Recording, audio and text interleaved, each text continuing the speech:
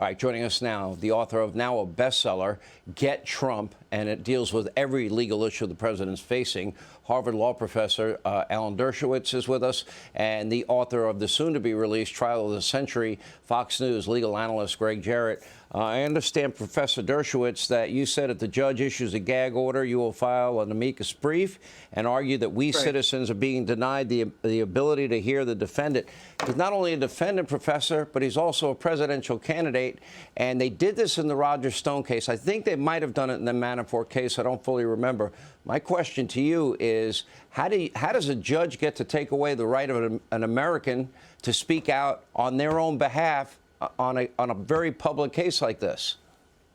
Tragically, judges have done that. They've done it recently. I was glad to see Joe be optimistic that they're not going to do it in this case. But if they did do it in this case, I would immediately put together some of the great First Amendment lawyers in America as amicus, because we would be the victims. There are two First Amendment rights, the right of the speaker, but the right of the listener, according to Justice Thurgood Marshall, is just as important. But I hope that won't happen, because that would really mean a body blow to the First Amendment. And today you couldn't even count on the American Civil Liberties Union to defend the First Amendment on behalf of Donald Trump, because they would lose all of their funding. You know, the only disagreement I have with Joe, who's a great lawyer, I think he's too much of an optimist. I cannot imagine an elected judge in the borough of Manhattan throwing out this case and having to go to his family and say, I'm the lawyer who freed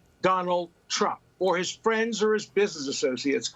All he has to do is remember what happened to me when I just defended Donald Trump on the Senate. Lost all of my friends, clients, business associates, and no judge is going to want to be, quote, Dershowitz. So you're not going to have an opportunity to get a fair assessment of statute of limitations, change of venue. This is a fixed case if it's tried in Manhattan. And in my book, Professor, well, hold on a second.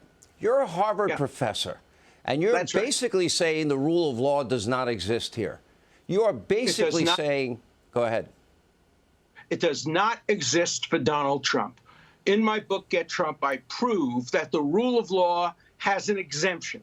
There is the rule for everybody else, and there's the rule for Donald Trump, his lawyers, his associates, his family. This from a man who voted against Trump and intends to vote him against him again. Donald Trump wrote to me today as he was getting on the plane. He said, Alan, getting ready to leave for New York, can't really believe it. These maniacs want to destroy our country. So sad. Nothing on Hunter or Biden. Anyway, your words are very important. Save America.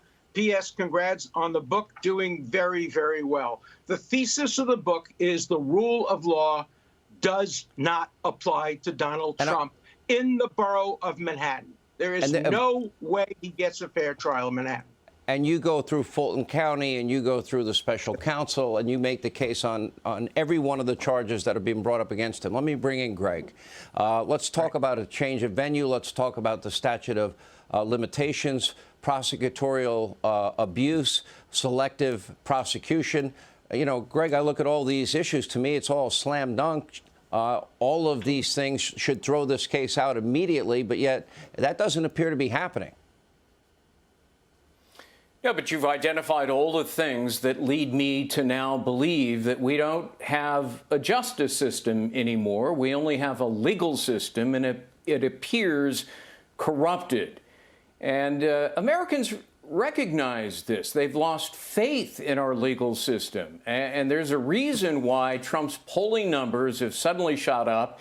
His campaign coffers are now filled with millions of dollars over the last 3 days, because Americans are very smart people, and they see what's going on. This is a persecution disguised as a prosecution.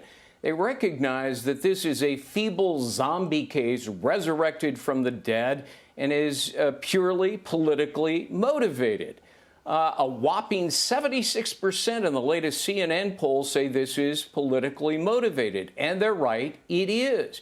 But there are other reasons that are deeply troubling to Americans and why they don't like this. They see this as a purely personal matter, a relic of a case that happened a great many years ago. And yes, the statute of limitations long ago passed. But most of all, they see this as the same old tired act. It's a replay of the Russia hoax. Government officials egged on by Democrats going after a political opponent with vengeance. It was the greatest mass delusion in American political history. And you would think that the government has learned from this, but you've got a local prosecutor who now wants to put on trial the leading opponent of his, Bragg's, political party. And I think in the end, this is going to backfire tremendously. Let me ask you, Professor, I want to look at this novel legal theory that they're using here, never been used before, where they take a state misdemeanor case where clearly the statute of limitations are way over, was what, 2 years, marry it to a federal election law whose statute of limitations, I would argue, also have passed. Yet they put this together. This has never happened before, but they're doing this to him. Now, keep in mind, this is a prosecutor that in 52% of felony cases reduces those felonies to misdemeanors. This is the only time he's taking a misdemeanor and trying to raise it to the level of a felony. That's why I'd like to see Bragg himself try this case.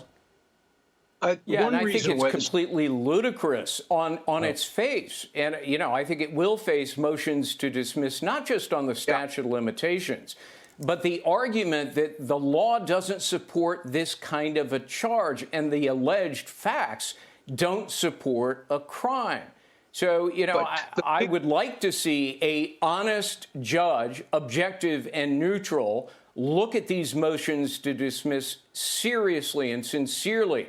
I slightly disagree with the professor. I do think that most judges do not want to be and are fearful of being overturned by a higher court. And I hope that gives this particular judge pause when he considers the motions to dismiss. Same question, Professor. In this case, a judge would rather be reversed on appeal than have to come home and look his wife and family in the eye and say, I let Trump out. Also, the appellate court judges are elected. This is going to be a very hard case in which to get justice. Look, the statute of limitations issue is so clear. They could have indicted him any time in the last 6 years. They say, no, he was out of the state. But when did they indict him? They indicted him when he was out of the state in Florida. What's the difference? The virtue of a statute of limitations argument is that might be appealable right away, whereas these other arguments about selective prosecution, about whether or not the statute really covers this, you have to wait for a conviction to appeal those. So there's some virtue in making change of venue, statute of limitations arguments that are appealable. In terms of the basic case, there's no misdemeanor here. Let me explain why there's no misdemeanor. So there was a payment made. The payment was made to prevent information from coming out to his wife and family and business associates about an alleged affair. And Bragg is saying once he paid the money to keep everything quiet, he should have listed it on his corporate form as hush money paid to a former porn star. Never in the history of the world has anybody ever paid hush money and then put it on a public forum. It's always disguised. Never in history has anybody ever disguised been because legally it's a non-disclosure agreement. You're not even allowed to talk about it publicly. But remember, this is just... And the other aspect of it, the falsifying of business records is allegedly a fraud, according to Bragg. Well, who has he defrauded? His own business? So this is utter nonsense. And the predicate crime of the misdemeanor expired 5 years ago. I just don't see how you get there if you're Alvin Bragg. I got to leave you both here. All right, go ahead, Professor, finish. Don't expect justice in this case. Don't expect it. It's not going to happen. Maybe when it gets to the Supreme Court, but not in the borough of Manhattan. I love Manhattan. I spend time in Manhattan, but I would not want to be... I agree with you, Professor. He can't get a fair trial. They need to have a change of venue, and I don't believe that motion will succeed. And I wish I was wrong. Thank you both. Alan Dershowitz, Gregg Jarrett. Hey, Sean Hannity here. Hey, click here to subscribe to Fox News YouTube page and catch our hottest interviews and most compelling analysis. You will not get it anywhere else.